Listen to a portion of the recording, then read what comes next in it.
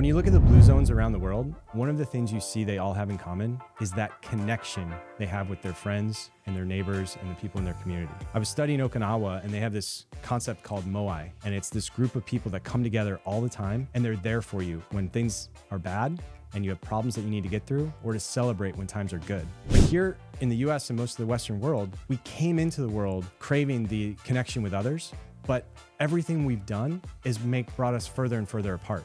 We're spreading out where we live. We're working remotely. We've stopped going to, organizations like civic organizations like Rotary and Kiwanis. We've stopped going to church even. And so now as we become disconnected and replaced screens with real life, all of us are feeling that sense of loneliness and that lack of connection. And I'll say this, when I moved to Tampa from LA, I didn't know anyone in the whole state of Florida.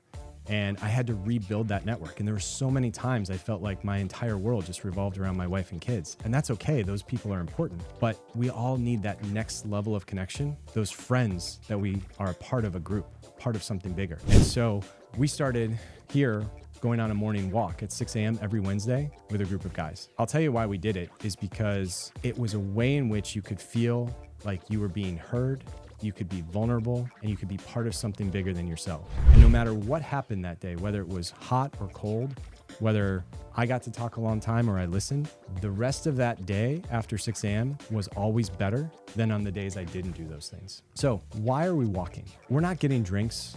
We're not even sitting down and actually looking at each other. There's a lot of science and research that shows when you're eye-to-eye contact with someone, it creates an aggressive situation and we're much less likely to be open with that other person. When you're walking, you're kind of in unison and we're not staring at each other and our bodies are moving and we just feel like we're able to be more who we are and much more honest. This is actually also why when you're driving, oftentimes parents get the best conversations with their kids because the kids can be looking out the window instead of putting them on the spot at dinner and they can start telling you about their day, what went right and what went wrong. So when we're walking, we're not looking at each other and we're being vulnerable. The other thing that we do is we typically start the walk with a single prompt, maybe a question about what are you navigating right now? What are you celebrating right now?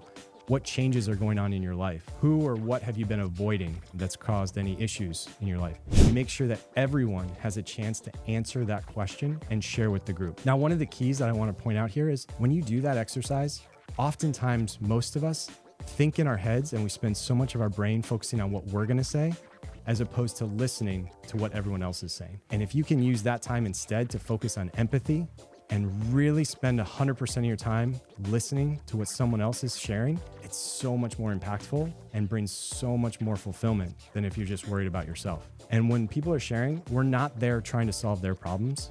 We're literally just there listening, being there next to them, understanding that we're all going through our own things. And it's just an amazing way of which we've been able to be open and supportive and feel like we have a network. And it's not surprising because the Harvard happiness study, the MOI from all these blue zones, all the research tells us we need that human connection, but it's so rare to find. And so the key is, how do you create a group like this and how do you share the values with those people so that you can all elevate each other together? Because a lot of research also shows you become who you hang out with. One of the things when we tie this back to health and longevity, obesity is actually the most contagious disease out there.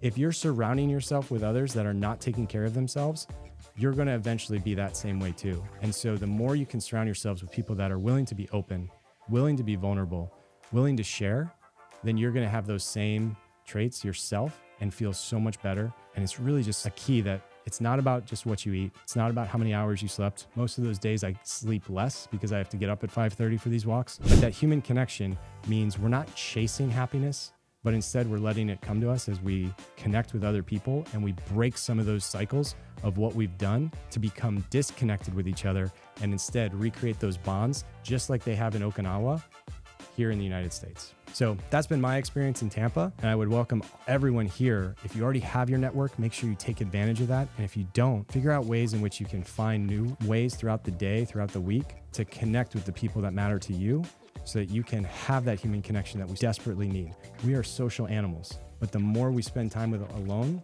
the less we're going to have that support we need to be the best versions of ourselves.